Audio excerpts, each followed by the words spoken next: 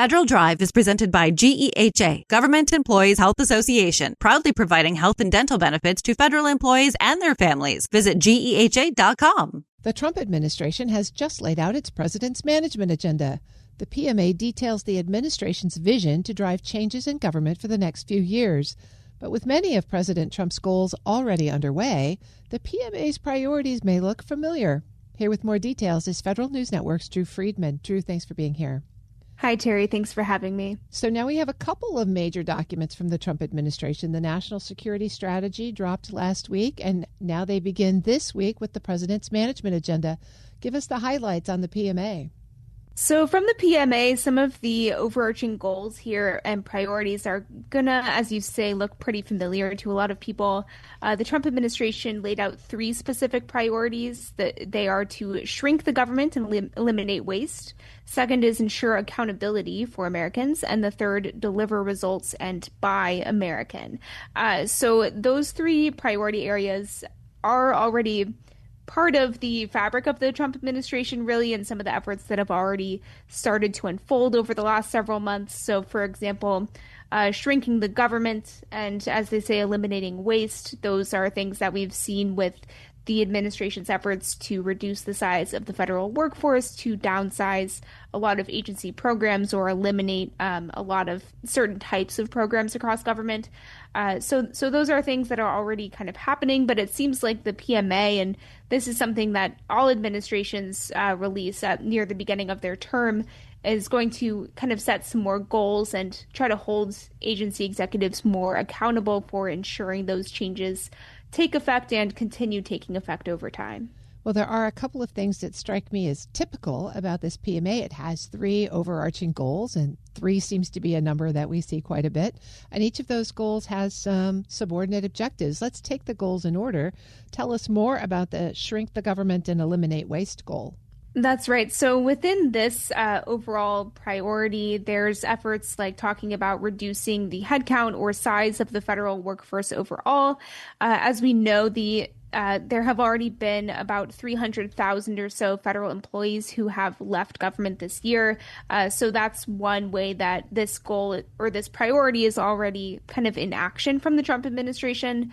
But when I spoke with a senior OMB official about the PMA, they said that, going forward, there's going to be, a measure of success based on how agencies are going to start with their strategic hiring and workforce plans, for example. So as they try to implement President Trump's executive order on federal hiring going forward, that's going to be kind of part two of that is towards shrinking government, but then also kind of changing it for the long run. Other things under that first priority are an effort to shrink federal real estate and federal buildings, the amount that the government holds, and then also, just generally trying to reduce programs that the administration has described as woke or, quote, weaponized. Goal number two is ensuring accountability for Americans. What are the details there? So this, again, we're going to see a lot of changes or expectations for the federal workforce and that side of things. So it talks about fostering what it calls merit-based hiring for the federal workforce. We've seen that already starting to take shape a little bit with schedule policies / career and trying to, change the job protections and the way that federal employees are both hired and managed. This priority area also talks about ending what it calls censorship and overclassification. So this is kind of aligned with the way that the Trump administration was moving things forward with the Department of Government Efficiency, or DOGE. So I think we're going to continue to see a lot of similar types of efforts like that going forward, but just in this new context, new framework from the PMA. And let's hit the third one, deliver results by American. What are the objectives under that goal? So here is where we see a lot more of kind of the back end of government and with trying to modernize and improve technology for a lot of agency services. So that was one of the overarching goals within this priority area, is to just modernize the government systems and improve the technology there. When I spoke again with the OMB official, they said that the goal is to find modernization initiatives that can be turned around in much shorter timeframes. So rather than having things be multi-year efforts or potentially extending to a decade or longer, they're trying to look at things that can have a much quicker pace and quicker turnaround within this priority area. It also talks about, for instance, reducing what they call confusing government websites and removing data that might be duplicative and removing silos in data as well. So just a lot of, almost some of them are familiar things that we've heard from past administrations as well, in terms of just trying to deliver better federal services at the end of the day.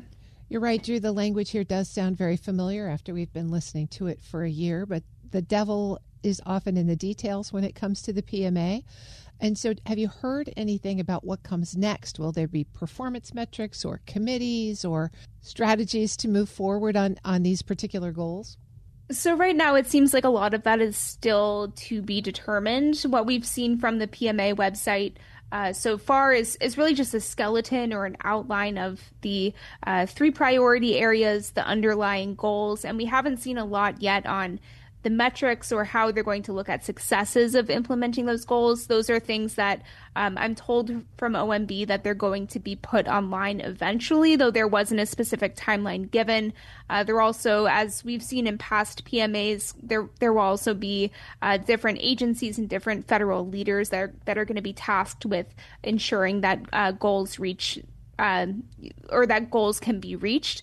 So, a lot of these details, I think, are going to unfold over time. It seems like this was really just the start of kind of like launching the PMA, and we'll see how this starts to take shape. As I mentioned, a lot of these are already things that are in the works that we've heard time and again over the course of the year, how the Trump administration is trying to move forward the management of government. But this is essentially setting a more detailed or specific organized framework for those things. And so we might see in more details and just kind of list it out in a different way how those things are really starting to take shape here. Well, and having the framework out there is an important step in accountability and transparency, and a lot of people will be watching for what happens next. That's absolutely right, and I will be one of them. That's Federal News Network's Drew Friedman. Drew, thanks for joining me. Thank you, Terry. You can find the full story at federalnewsnetwork.com.